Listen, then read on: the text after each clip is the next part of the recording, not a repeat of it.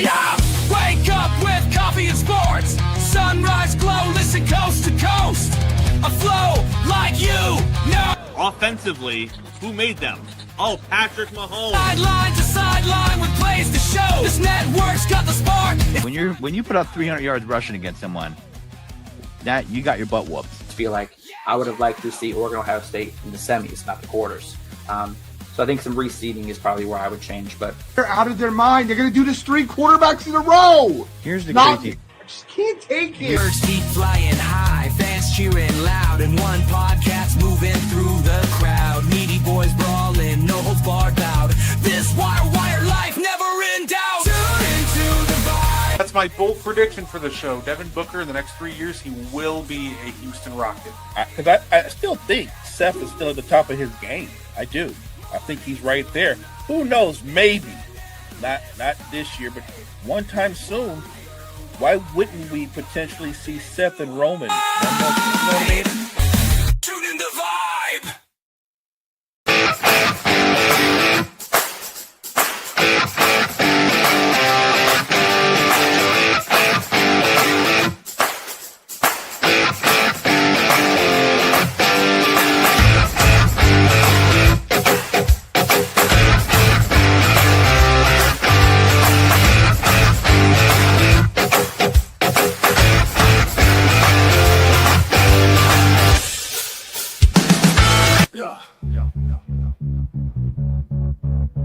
Lay on the mic tonight. News coming in left and right. More battle with the latest fight. Gene's got that insight tight. Champions rise and they fall. Wire to wire, got it all. Every move and every brawl. Tune in for the curtain call. Wrestling talk all night long.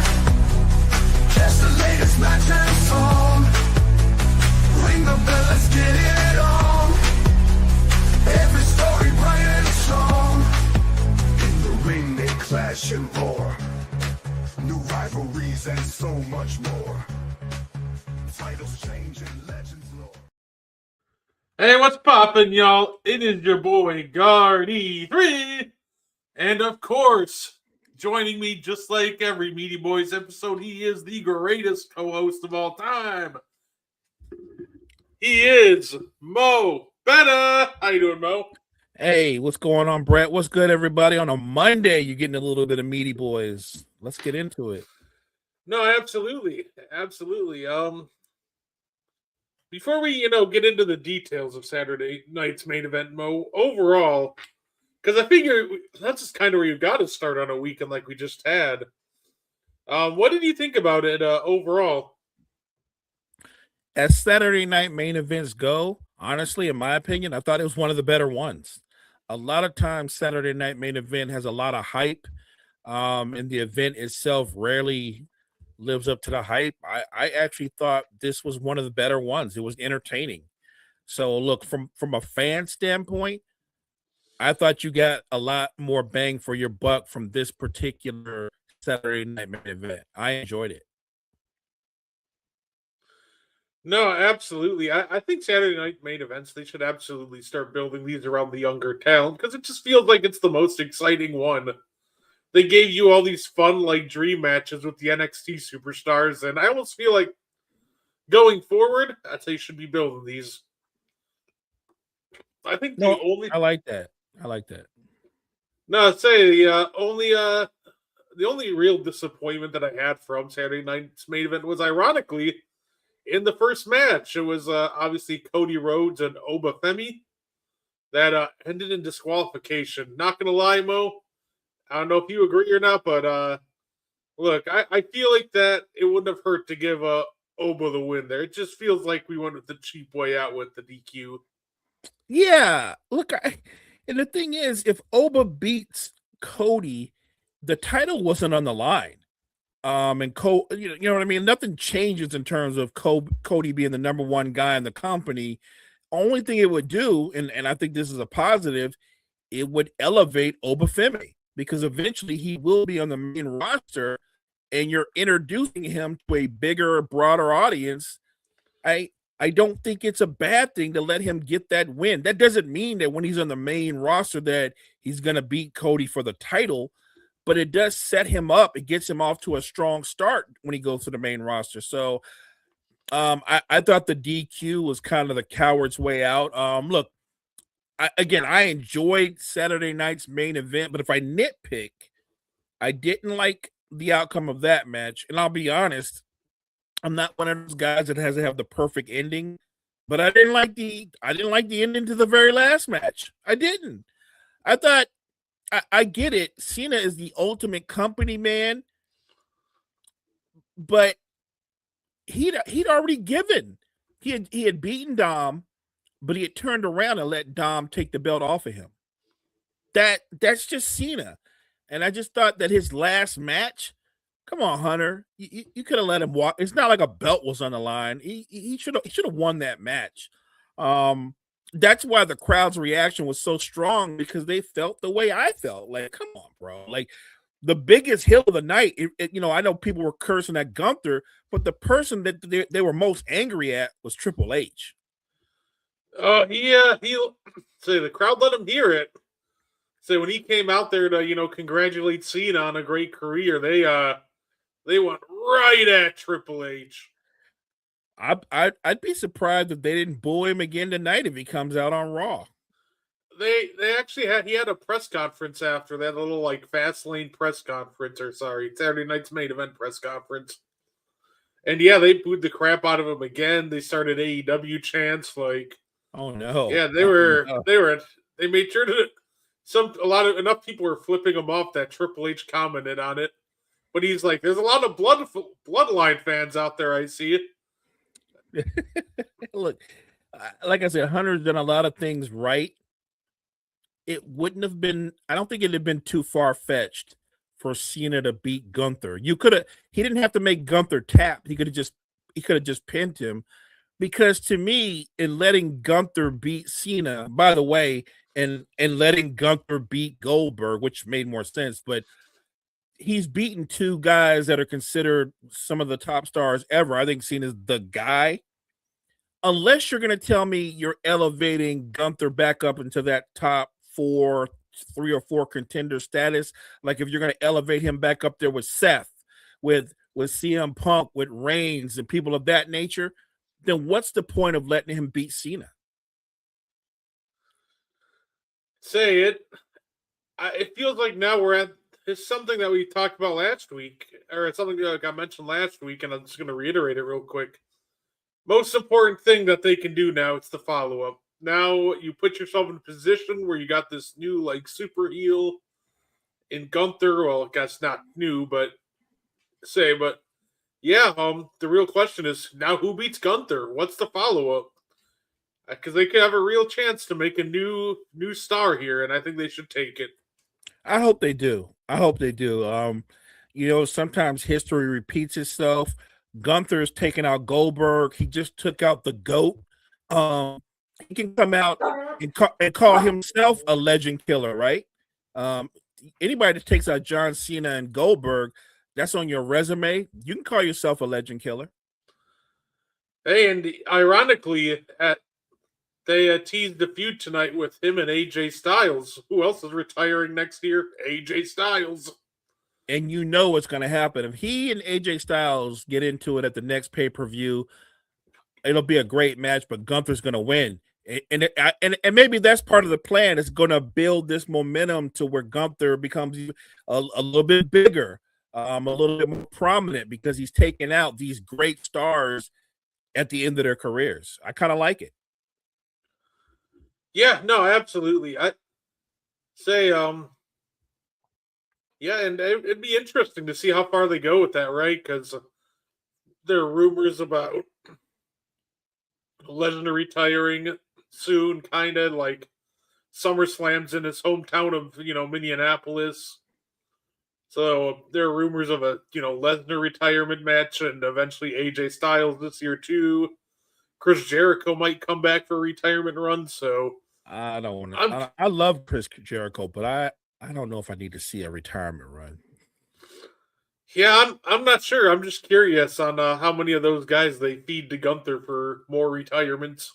Yeah, look, I think that's possible, but the one that I'd have questions about is I don't know how you would swing that with Lesnar because Lesnar's a heel. And I don't know if it's sellable that Gunther could out and out just bully Lesnar around the ring because that doesn't seem it goes against everything Lesnar is. Like you would say the opposite that Lesnar would pretty much beat the hell out of Gunther. So I guess they could make that match happen, but you better do it in a way where fans are like, yeah, I can see where that could happen because that's a tough sell. Yeah, no, that's fair. I feel like I feel like that match has got to be on their radar. I know they were talking about it as a possible WrestleMania 40 match before Lesnar was taken off, all plans after the Rumble, but actually, that was right before the Rumble. But yeah, no, I know that's one match that they were treading for beforehand. So yeah, I hope they do. Oh, I'm here for it. Don't get me wrong. It's uncreative how they figure out how they want to do it, but as a fan, I absolutely want to see that. No, fair. Hey, you know what? Ladies showed out on Saturday night's main event too. Bailey versus Sol Ruka. So gotta respect them for that. Look, man, there are certain wrestlers that are just your favorite wrestlers. You're just drawn to them. I'm drawn to Ilya Dragunov. I think there's something about Dragunov that just draws me in as a fan. Sal Ruka does the same thing for me. Maybe because she can wrestle multiple styles, and I love that about her. She's got natural charisma, but you pointed out something that I wholeheartedly agree. And as terrific as she is, she's got to come up with another finisher because her own finisher is going to shorten her career. Yeah, it's one of those things where obviously you watch like Randy Orton will miss a lot of time with the RKO with his back. When I watched obviously we watch that happen with Randy and I'm watching Soul's finisher, I'm like, that's really cool, but like I said, I get a little anxious with it, but it's dope. She does it so well, though. So it's one of those things I hope she keeps it, but for special occasions. Yeah, look, yeah, use it for special occasions. Maybe one day when she's competing for the women's title. But up until then, I don't know, learn a sharpshooter, learn some kind of submission hold. You know what I mean? Like just take anything that's gonna lessen the pounding that her body's going to take because and I know she's also a high flyer. And when you're a high flyer, you're already doing a lot of stuff to your body. No, absolutely. Saying the tag team match with Styles and Dragon Levers, say Leon Slater and Javon Evans. So Javon Evans is so much fun, man. I love watching Javon Evans. Is it me or is Javon Evans the guy in WWE in that universe that looks like a video game athlete? Right? You know what I mean? Like Javon Evans, like the guy isn't freakishly athletic, explosive. He's just fun to watch. He kind of gives you that vibe that you got years back when Kofi was young. You know what I mean? And Kofi was super explosive. And I just think that the sky is the limit for a guy like Javon Evans. If they're going to move Obafemi up to the main roster, then he'll probably drop the belt in the new year to Javon Evans. And I'm good with that because I think Javon Evans is a star on the rise. And I think Obafemi is ready for the main roster. Say the cool part about Obafemi is watching his entrance. I'm like, man, that's gonna look so cool on a WrestleMania stage one day. It is a dope entrance. I like it. It's a dope entrance. It's not super sophisticated, but it fits him perfectly. Yeah, absolutely. Say I'm imagining that at like a bigger, like one of those grand like Mania stages. It's gonna be so cool. Say I can't imagine they're gonna hold him down there for that much longer. I feel like Obafemi's got to be coming up really soon here. Yeah, like I said, I would be shocked. And I know I said before that it's a tough sell to say that Javon Evans could beat him. But I think you know that WWE more times than not, they're very traditional in a lot of things. And the rule of thumb is when you get ready to go up to the main roster, you're not going up as the champion. You're going to drop the belt. I think Javon Evans, the next pay-per-view, I think Javon Evans is going to upset Obafemi. And I'm okay with that. Like I said, I think it's what's supposed to happen. It's that next step for both of them. I'm only disappointed that they don't put more of their younger stars out there and elevate more of them, because I think it's good for the brand. At some point, as big as Roman is, as big as Seth is, and CM Punk and Drew McIntyre, even Randy Orton, if we're being real, as great as they are, and they're great, and I'm fans of all of those guys, they're I can't say they're part of the old guard, but they're part of the middle guard. And because they're still at the top, it's hard for younger guys to come up and impact the main roster. And it's not like they don't have talented young guys left and right, because they do, but they don't push them. Hey, you know what? Fair enough. Hey, I think that's going to be we're going to be obviously down a couple main eventers, so there's going to be room for some new ones, right? Say Cena's obviously now officially retired. AJ Styles is going to be retired. So I do hope that they start pushing some of these more, these new up and comers to that.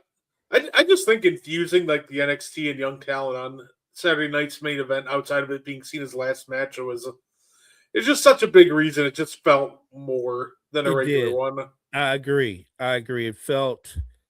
It felt different, and maybe that's because they did put out a lot of those NXT guys, those talents, those gentlemen, those ladies, and they all killed it. They all did their thing. Like, even though the match ended in disqualification, you could see Obafemi showing that he can be in the ring with main event type talent, and he fits. He's there. He's in his element.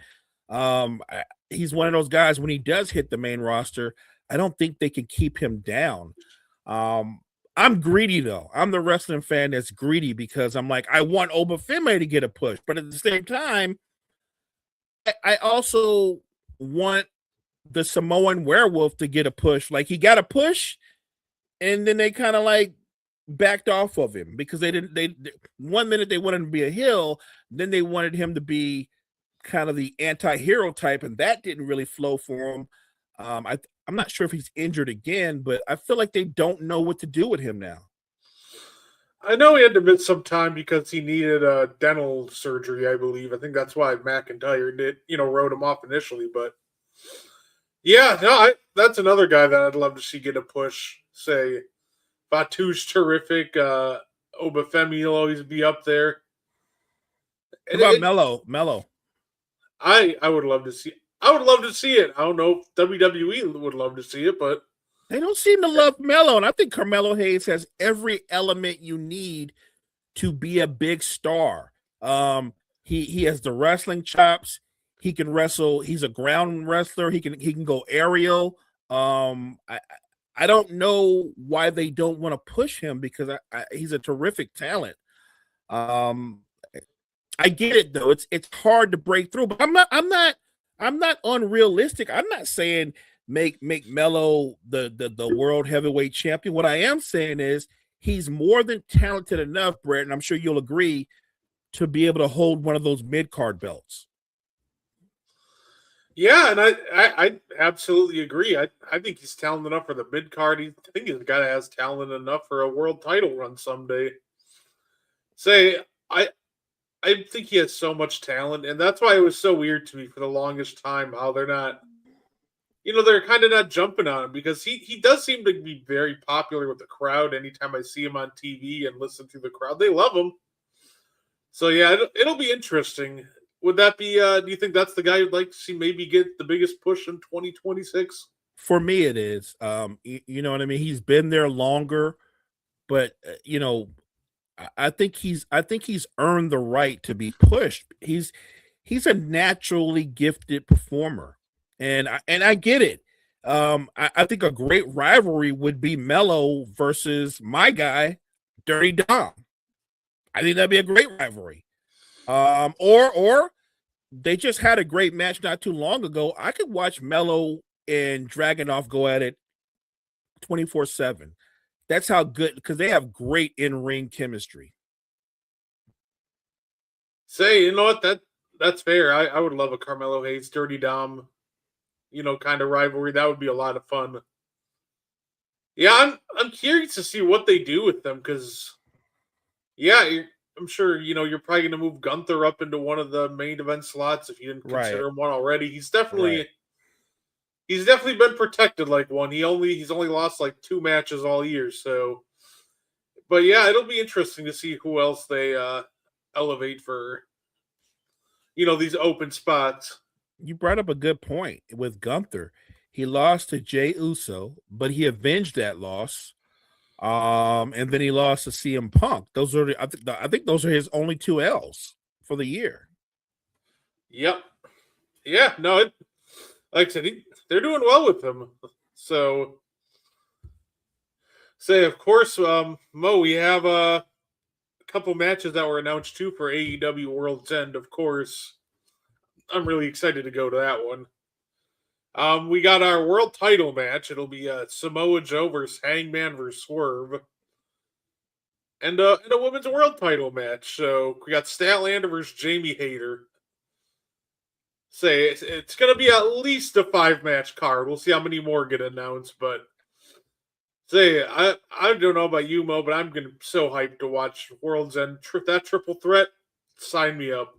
Yeah, look, the triple threat alone makes it a must watch, and I definitely want to see Statlander versus Hayter. So I think that's another great match. But yeah, look, I'm one of those guys. I've been a Samoan Joe fan from way back, and to still see him doing what he's doing at a high level this late into his career, Samoan Joe's just tough as nails. But now you bring Hangman back, and then throw Swerve in. That's going to be a banger. That alone is going to be a banger. So I love the idea of those 3 guys going for the belt. Can't wait. Absolutely. I'm obviously that's the one. I got my tickets for it. I'll definitely have to let y'all know how that goes. I got the special VIP pack. So remember, make sure you got to let me know if you get to meet and take a pic with Tony Khan. You got to post that. I absolutely will. All my favorite selfies have come pictures have come with wrestlers from various events. Got a picture with Bryan Danielson from an AEW event. That's awesome. Got a picture. Well, it wasn't at. It was at a WrestleMania where I got a picture with Pat McAfee. So definitely looking forward to see who comes out for the photo shoot that I get to snap a picture with. But it's going to be a lot of fun. I'll definitely take a lot of pictures and videos and keep you guys updated. That'll be awesome. So I guess real quick, obviously we got the Royal Rumble is the next pay-per-view, Mo. Who are some guys you'd like to see? Maybe they don't have to win the Rumble, but we mentioned Mello. Who are maybe some other guys that you'd like to see kind of maybe get a good push in the Rumble match? Because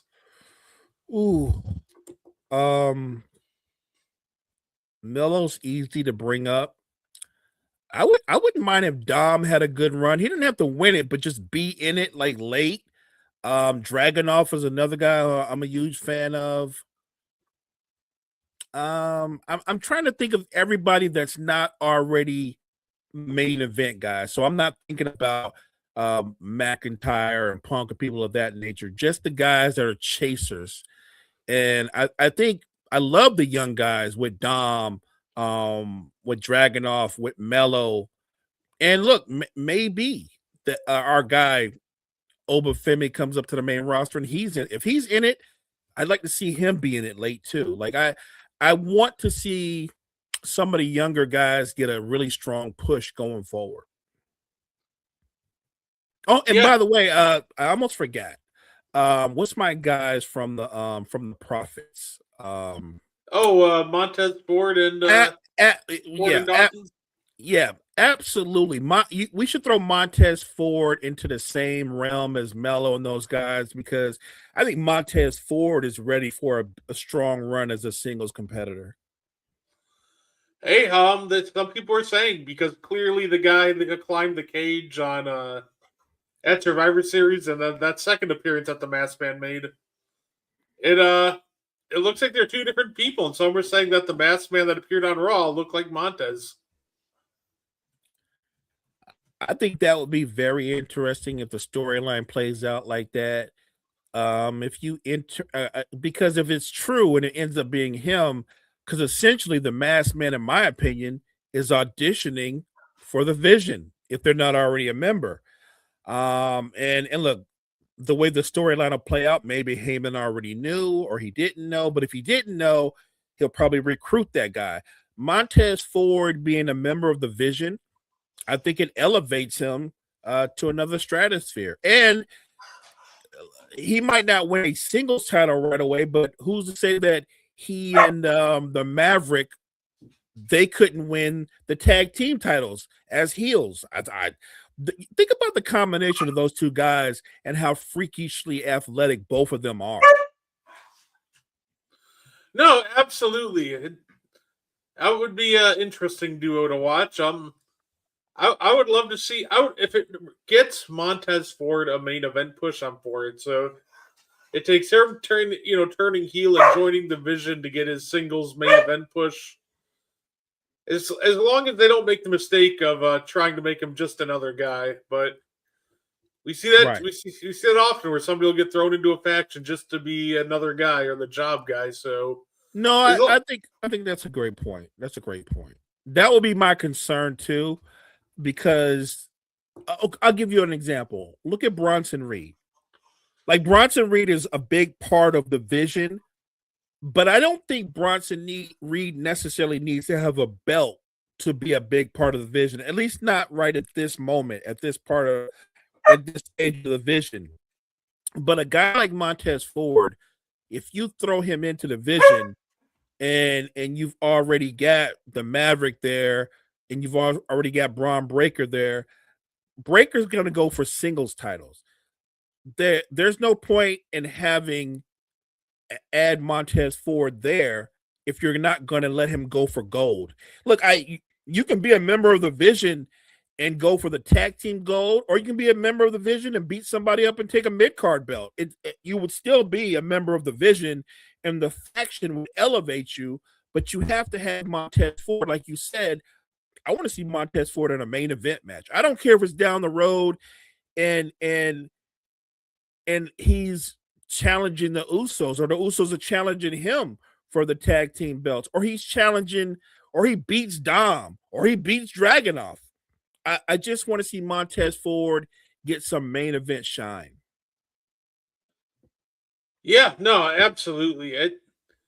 That would be awesome. It's something that I know I've been clamoring for that for a little bit now, and I think people would love to see it. So maybe in 2026 we can get ourselves a nice solo, Montez Ford push. That'd be awesome. And look, his partner from I think he can have a nice run in the mid card, right? Like I don't think he's a one trick pony either. Like he's actually a pretty talented big man and pretty agile. So I think there's a role for him too going forward. Hey, you know what? And that's fair enough. I agree that there's definitely a role for both of them. I feel like that, Ford's maybe got that. I think Ford's has a main event ceiling on him, and I think Right. Dawkins will be a very good Intercontinental Champion one day. Both are great spots to be. yeah, right. And that is not a bad lane. If Dawkins can establish himself as a singles competitor in the mid card lane, I think Dawkins can more than hold his own and do well like that. And who's to say down the road they don't reconnect or they feud? I don't know how the storyline is going to play out. I do know that they're both extremely talented, but we would agree that the Street Profits as a tag team, that they've ran their course. Oh, absolutely. Say like them, but yeah, definitely would love to see, especially now, either put the tag titles on them or find something different for them to do at this point. Right. Agreed. Say, yeah, because it's one of those things with tag teams that if you're not fighting for the tag titles, then you normally get lost in the shuffle. It's unfortunate, but there's not a lot of TV time for tag team matches that aren't tag team championship matches. There's really not, because what happens is you get put into almost a wrestling purgatory. If you're not the title holders or the number one contenders, then you're just in wrestling purgatory. I know back in the day, different federations would come up with. I think you had tag team champions, and then you had three-man championships. You know what I mean? I think they do that in AEW, which, by the way, I actually like that. But yeah, I think that being a tag team wrestler is tough if you're not holding the gold or you're not the number one contender for the gold. Oh yeah, AEW too. It's funny they'll put money stipulations on their tag team matches, and they're like, "Hey, tag team match for $500,000." I'm like, "All right, that works." Yeah, I love that. I love that about AEW. They're a little bit more innovative. They're more open to trying different stuff out. I actually appreciate that. You try out different things, see how the fans react. If they react positively, bring it back. If they don't, move on from it. Yeah, we'll see how. I'm curious as how long if the fans really ever cool off of Triple H and them for having Cena tap out in his last match. I think that'll be interesting. Maybe that's what it is. I don't know about you, but I don't have to have the perfect ending. I get that. And most of the time, traditionally, when it comes to wrestling, the face who's leaving the industry, they almost always lose their final match. So I didn't have to have the perfect ending. I think what annoyed me is that his ending was that he tapped out. You know what I'm saying? Like Gunther could have won. He could have rolled him up, reversed something and rolled him up, and I would have, Gunther got him, and would have kept him moving. But for him to end it where he tapped out, I didn't like that. It's funny because I think that took out a lot of people. I don't think they're upset that Cena lost because, well, we know with Cena he's always going to try to give back. So we knew this last match he was going to lose it. Right. I think it was just the method that he lost. Nobody likes the guy who for 20 years says never give up, never quit. In his last match to tap out. So it's funny. I guess I don't mind it as much as other people do, but it is weird. It is kind of a weird message to have him tap out while being the guy to, never give up. That's all I'm saying. John Cena didn't have to win for me, the fan, to be happy. I know it probably was John Cena's idea that, look, we're going to put Gunther over, or however we're doing, he's going to end up winning the match. I think John Cena was fine with that. Knowing John Cena, he's going against my mind of thinking it probably was his idea that Gunther make him tap out. He's that kind of guy. He's that kind of giver. But to your point, a big part of his whole MO, his whole aura was he's the guy that never gives up. And I think that I could take him losing. I didn't like the way he lost. But again, it was a great match. I'm not telling you it wasn't an entertaining, great match with so many false finishes I lost count. I didn't like him tapping out. Gunther could have won, and I'm going to be good one way or another. I'm good. I just didn't like the ending. But look, we move on. Cena had a great career. He didn't mind it. He took his bow, took his shoes off, his wristbands off. You know what I mean? And I thought that was pretty cool too. And he walks out the ring and he looks at him one more time, takes another bow. He says, "Thank you." He gives the salute. And he walks away again. And that's just John Cena, a class act. That's just John Cena, the GOAT. And even though he lost, the way he did that at the end, the way he walked out, the way he saluted the fans, I came away feeling good. I'm shocked somebody in the front row didn't almost do a repeat of the infamous "If Cena loses, we riot" sign. I'm shocked somebody didn't have the if Cena say same thing. It was "If Cena wins, we riot." That was the sign. I'm shocked somebody didn't make "If Cena loses, we riot" sign. A little play off of the ECW sign. I saw a cool sign. I don't know if you saw the sign. Maybe you saw it. It was one of those signs and it said, "I'm not crying. I've just been cutting onions." Yeah, I thought that was awesome. I thought that was an awesome sign. yeah, that was. Say the fans got creative with that. That's for sure. Hey, the guy who, funny enough, I saw that. I don't think it was this last one. I think it was the right before Survivor Series. But no, the guy who owned the "If Cena wins, we riot" sign, he actually got Cena to sign it at one of the meet and greets. Oh, he did. That's awesome. Yeah. Wow. So and isn't that ironic how full circle that has come now from "If Cena wins, we riot" to people following Gunther out to his car just to boo him because he beat Cena. Cena winning, or let's say losing, almost causes a riot. Not really, but it's just an interesting way to think about it. You started this episode of Meaty Boys off by saying when Gunther beats Cena, not only beats him but makes him tap out. You did create a super heel. Gunther is now a super heel, and whatever face he comes across, if you take out John Cena like that, it's on the table for Gunther to make you tap out as well. He is a super right now. He's a super heel. And I'm with you, partner. I'm very interested what Triple H and creative do with Gunther going forward. Nah, absolutely. Say absolutely, but say Mo, that's all I had for us tonight. A little bit of a shorter episode, but say that's all I had for us tonight. Anything you want to add before we get up and out of here, sir? Well, appreciate you guys joining Brett and myself on an amazing Monday. Hey, thank you guys so much for joining us. Make sure you check out all the great content that we have at Wire to Wire Network. Wire to Wire Network, we appreciate you. Absolutely. Say, and you can check Mo out tomorrow on the morning show. Otherwise, Mo and I will be back on here later this week.